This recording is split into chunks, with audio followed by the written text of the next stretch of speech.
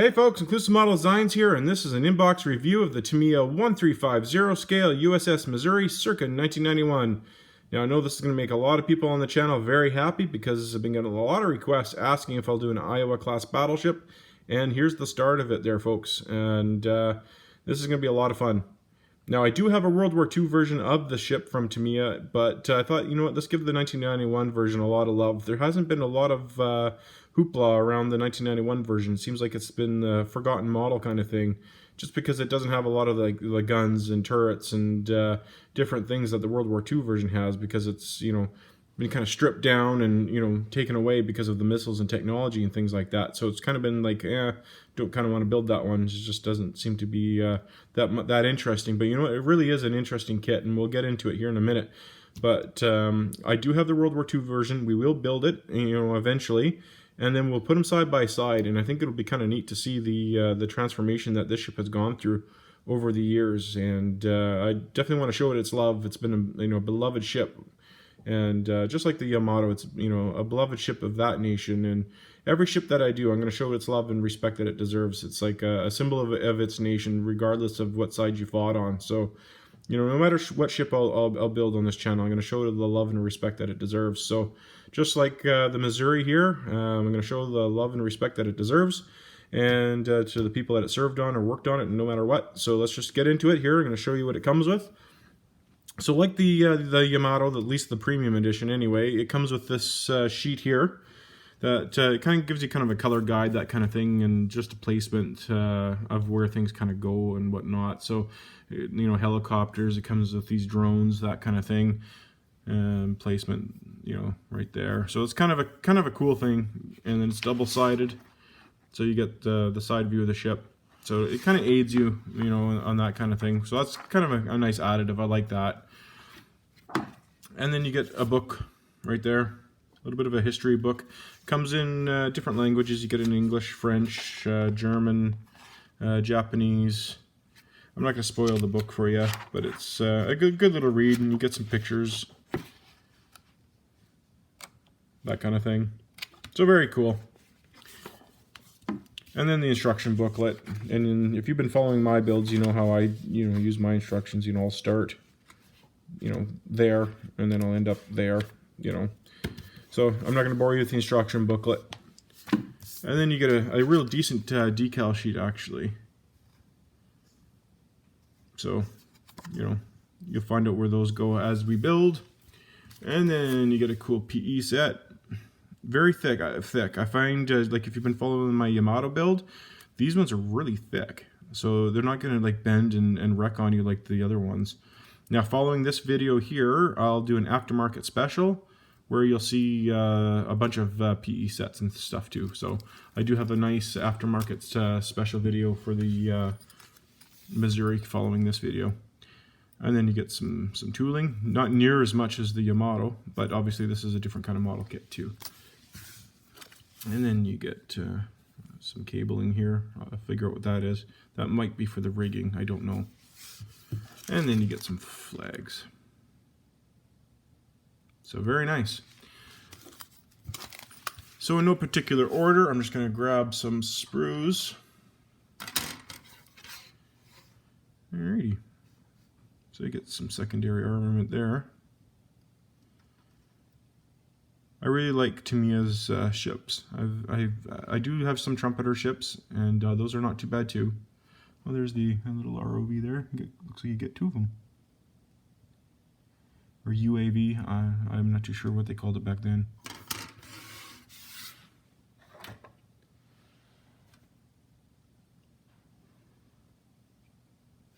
Oh, there's some more. So let's got a carbon copy of that one there that we just looked at. Okay.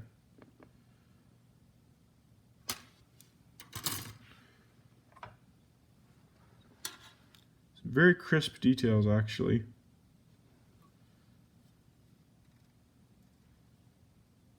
So it'd be fun once this one's built, and then to put it up next to the World War II version of the ship, just to see the changes over time. I mean, if they did a Korean War one, I mean, and then it did the 3 versions, that would be kind of neat too.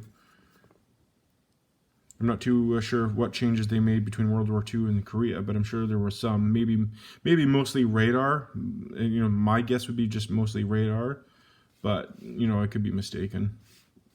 I'm not an expert on ships, that's for sure. I just really like building ships. I like building ships because it seems like, you know, every time you build something, it's like you're actually just building a, you know, portion of the ship kind of thing. It's like you're seeing the progress as you build. You know, it seems like you're actually building compartment by compartment kind of thing, if that makes sense. Looks like you got some lifeboats there, and you're starting with the main armament. It'd be fun to compare this one to the Yamato as we go too. I'm not too sure if these are accurate as far as size goes, and you got the screws there.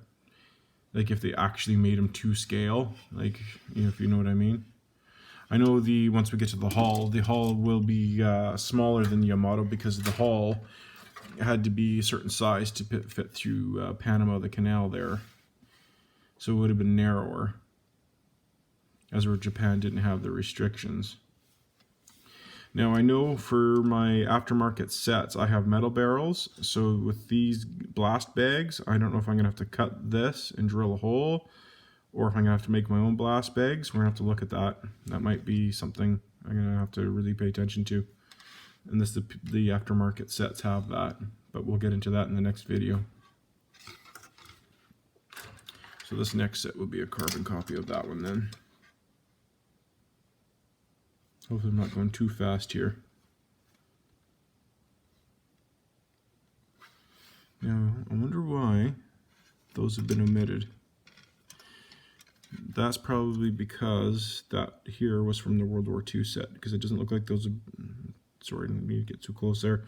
That looks like it's not even been cast. Like that doesn't feel like it's been broken off. So I'm guessing that was from the World War II kit. The number 34 on sprue B. And it's the same on that one. There's no way that's just an error. So I'm guessing those have been from the World War II kit that they just kept off.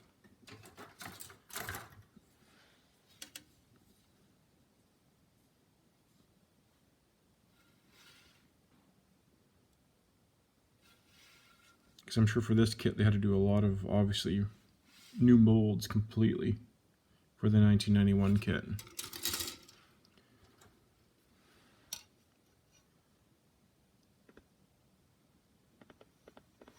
Fairly decent. I'm not seeing no, you know, almost no flash and,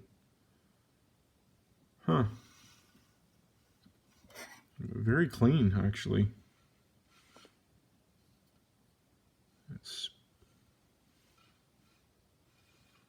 Before I build the World War II kit, I'll do a review on that one as well. I'm sure it's been done, but well, that's interesting. USS New Jersey. I'm gonna have to do some research here, guys. I wonder if you can build the New Jersey as well. I wonder if that's an option. You might not just be restricted to building the Missouri on this one. I'm going to put it in the description as well, the New Jersey. You might get away with building either the Missouri or the New Jersey in 1991. That is interesting. In the comments below, if you know more about this ship and this model kit more than I do, that could be interesting. You might get 2 in 1 here. I'm going to stick with the Missouri though, because that was the intention, because I do have the USS Missouri World War II kit.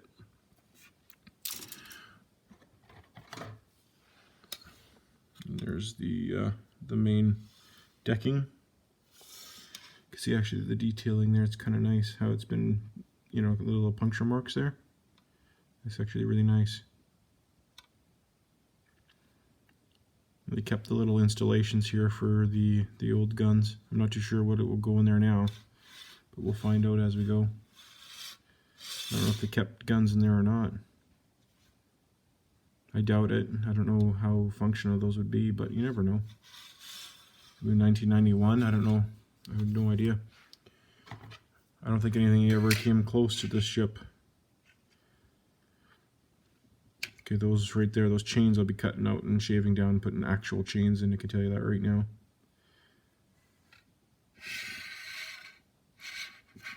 Very nice. Very nice, actually.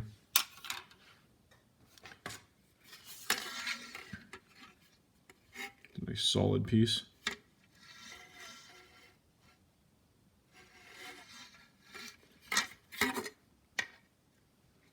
Plastic doesn't feel flimsy at all, too. Like it's sturdy.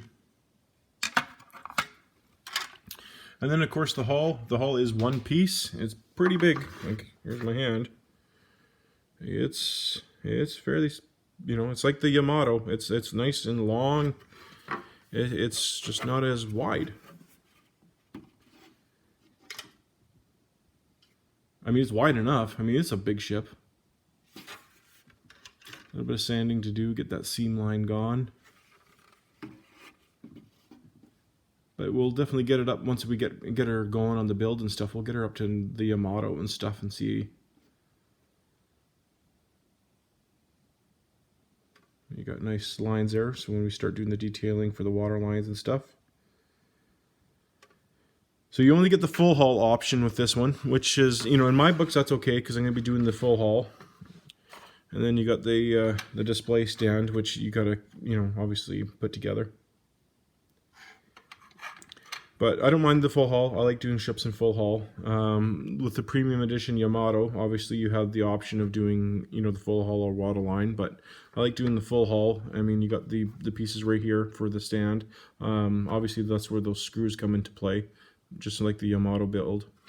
And then you screw it down onto the stand, which I do pretty much at the beginning of the build. That way I'm not sliding this around, but we'll get into that as we start the build.